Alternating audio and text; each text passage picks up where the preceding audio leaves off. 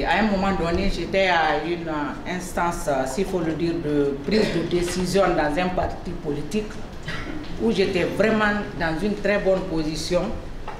Et après les élections, la plupart, je dirais même tous qui étaient dans ce comité de réflexion, c'était un grand comité de réflexion, ont été ministres, c'est-à-dire le dernier poste, c'était directeur général.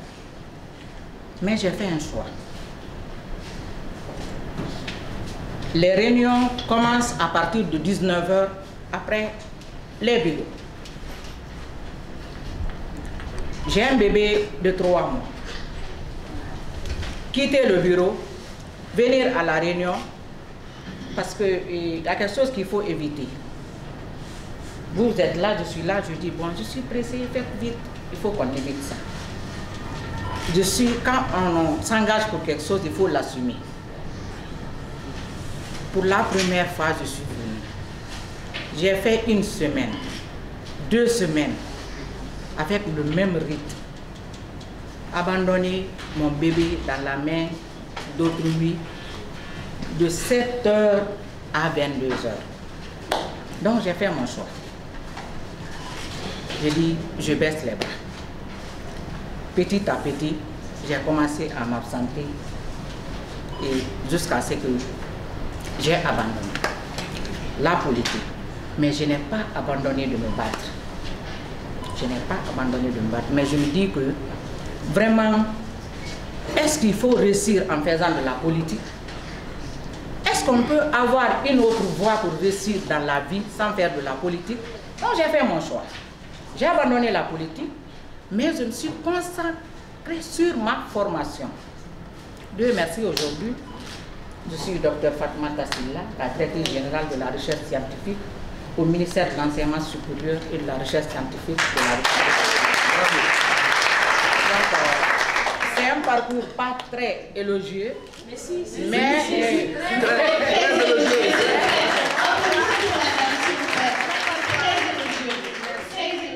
Je me dis que c'est vraiment un engagement pour nous les femmes.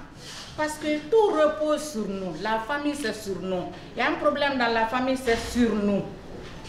Donc, faut-il abandonner nos familles? Parfois, on peut avoir un mari qui est très compréhensif et là, il n'y a pas de problème. Mais et nos enfants? Parce qu'il ne faut pas perdre aussi le contrôle de la famille. Il ne faut pas perdre le contrôle de tes enfants. Nous sommes des mamans. Il y a ma soeur qui m'a dit que son mari ne sait même pas si son enfant étudie ou pas. C'est nous. Donc, c'est un peu difficile. Les normes sociales et culturelles nous rendent vraiment incapables. Sinon, nous sommes les meilleurs, nous sommes capables de tout.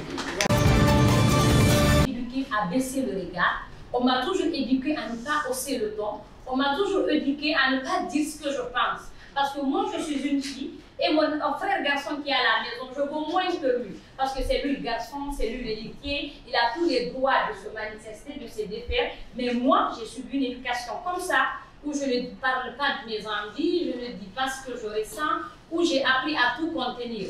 Dans cet environnement, cette petite fille qui grandit, elle n'osera pas parce qu'on ne l'a pas appris à oser.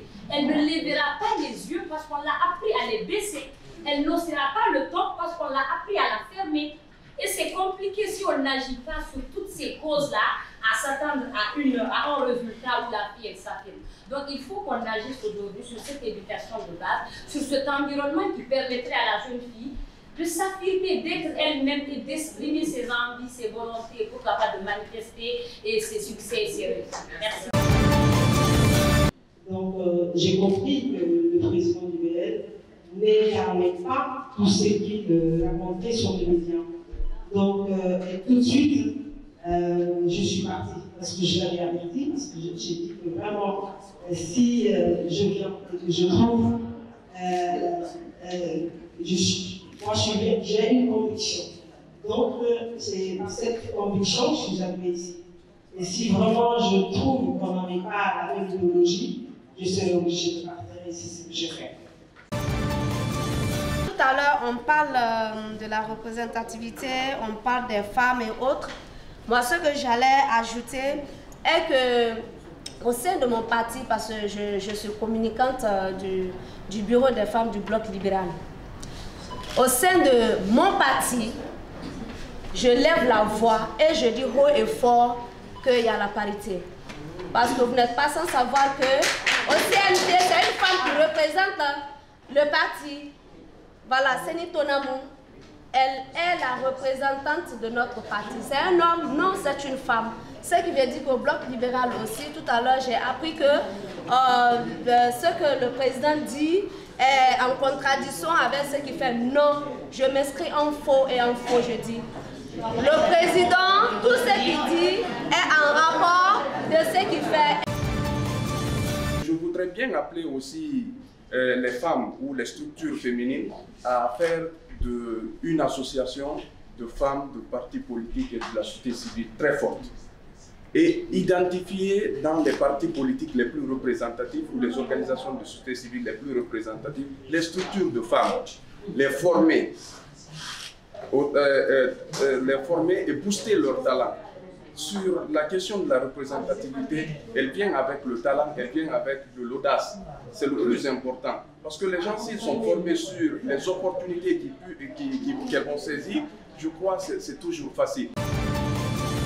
Nous avons eu, depuis la commune primitive, féodalisme, capitalisme, socialisme, nous avons connu des sociétés matriarcales et nous avons connu des sociétés patriarcales aussi. À un moment donné en Afrique, la société était dominée par les femmes, par Anjinga, Dona Beatrice, Taïtou et puis tant d'autres. Donc nous avons vu ce que ça a donné un peu comme résultat. C'est les hommes qui se plaignaient en réalité. Et aujourd'hui, nous sommes dans des sociétés aussi patriarcales. Malheureusement, c'est les femmes qui se plaignent. Est-ce qu'on va continuer dans ça? Ou est-ce qu'on va trouver l'équilibre, le juste milieu? Je pense que nous sommes en train de parler du juste milieu. Pas les hommes contre les femmes ou les femmes contre les hommes. C'est extrêmement important. C'est dans la nature de l'être humain, nous hommes, de vouloir dominer. Ça, c'est la vérité. Maintenant, il est du devoir aussi de... Oui, c'est tout à fait normal. Pas la question, je ne pose pas de question. Je disais qu'il est de notre nature de vouloir dominer. Il est de notre nature de vouloir dominer. Mais est-ce que ça se doit? Non, ça ne se doit pas. C'est de l'injustice. Il ne faut pas le faire. Je ne le ferai jamais. Vous comprenez un peu? Mais je ne peux pas me mettre à la place de tous les hommes. Ce qui implique ici que les femmes doivent être en première ligne et nous derrière simplement pour les encourager, les accompagner dans les actions-là. On ne va jamais, jusqu'à la fin de l'humanité, nous hommes en tout cas, ce que j'essaie, on ne va jamais mettre en place un système où on sera dominé par les femmes. On ne va pas le faire. Moi, ma question est de savoir, c'est une mission noble, mais quel est le rôle des hommes dans ce combat, surtout? Parce qu'il faut que vous nous briefiez pour que nous sachions exactement qu'est-ce qu'il faut faire pour que nous puissions vous aider aussi dans cette mission. Contre les hommes. Non, ce ne sont pas les ennemis. Deuxièmement, lorsqu'on parle des violences que les femmes subissent, ça ne veut pas forcément dire que les auteurs sont uniquement que des hommes. Deuxièmement, la lutte pour l'émancipation de la femme ne veut pas dire que nous voulons renverser l'ordre normal des choses. Nous voulons inverser la société. Non, nous ne voulons pas inverser la société. Nous ne voulons pas renverser l'ordre normal des choses. Nous voulons juste améliorer la société à travers un environnement sain et un environnement qui favorise l'épanouissement de la femme. Parce que si la femme est épanouie, c'est la société entière qui est épanouie. Donc dans la vie du couple, il n'y a pas à dire voilà, il faut que les femmes aussi obéissent les hommes, il faut que les hommes méritent ça. Non, dans la vie du couple, chacun a ses droits et les droits la méritent d'être respectés, que ce soit homme ou femme. Donc arrêtez de vous, les hommes, de vous sentir visés lorsqu'on parle du respect des droits de la femme. On ne lutte pas contre vous, c'est pourquoi dans ce combat, nous avons besoin de vous. Parce que c'est un combat que nous pouvons mener ensemble et que nous pouvons gagner ensemble. Soyez des épaules sur lesquelles les femmes peuvent se reposer. C'est difficile d'expliquer quelque chose qui t'a fait mal et qu'on ne te croit pas. ça fait que d'autres se taisent. Elles disparaissent, elles maîtrisent, il y en a qui n'aiment pas les réseaux, vous voyez, non? Donc ce n'est pas évident. Si vous faites des actions de ce genre, écoutez les femmes, encouragez-les, mais il faut, même si c'est vous qui êtes témoin de ce genre d'harcèlement, il faut dénoncer. Nous encourageons surtout les femmes à oser, bien que certaines femmes n'aiment pas ce mot oser, affirmez-vous bien. Quand vous méritez la chose, ne demandez pas, ne pensez pas dans ce monde de compétitivité, on va vous offrir quelque chose dans un plateau d'or. Arrachez. Méritez la chose et on ne vous le donne pas de problème. Vous n'êtes pas sans savoir qu'en Guinée, que les femmes sont plus nombreuses que les hommes. Nous représentons plus de 50% de la population guinéenne. Ma question, c'est pourquoi on dit 30% de représentation des femmes, 30% dans les instances de prise de décision. Je ne comprends pas. Ça ne devrait pas être. Si ce n'est pas 50%, au moins les femmes devraient être à 59%. Les Nations Unies qui l'a proposé pour tous les pays membres. Et nous avons signé. Malheureusement, nous ne l'appliquons pas. Ça, c'est le minimum, 30%. C'est le minimum. Mais dans les pays nordiques, vous avez 50%. Au Canada, vous avez 50%. Pour ne citer que ceux-là qui sont avant-gardistes. Nous, là, on n'est même pas à 15%. Alors, la bataille est dans nos rangs. Mais les 30%, normalement, ça devait être fait depuis 1995. On a signé ça à Beijing, on est revenu avec. La parole, c'est le pouvoir. Vous prenez la parole, vous prenez le pouvoir. Mais quand vous ne prenez pas la parole, vous êtes obsolète. Vous êtes dans le silence et on ne vous remarquera pas. Osez prendre la parole et défendre vos idées. Osez prendre la parole et dire non. Quand vous êtes sur votre élan et que monsieur dit que si on ne passe pas, ça ne passera pas, il faudra que ça casse. Parce qu'il faudra que ça passe. Mais ça dépendra de comment vous allez prendre la parole pour défendre cela. Parce que les gens sont avec vous. Hein. Dans le cas pénal, vous inscrits dans harcèlement sexuel, tout le monde qui tombe harcèlement, vous dénoncez. Il y a des structures qui sont là qui peuvent vous accompagner. Mais je pense qu'il faut oser, comme ils l'ont dit, il faut encourager la recherche, ça a été une recommandation, faire le choix.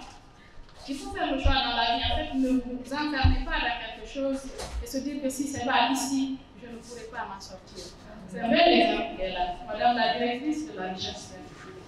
Dans la vie, parfois, vous pouvez renoncer.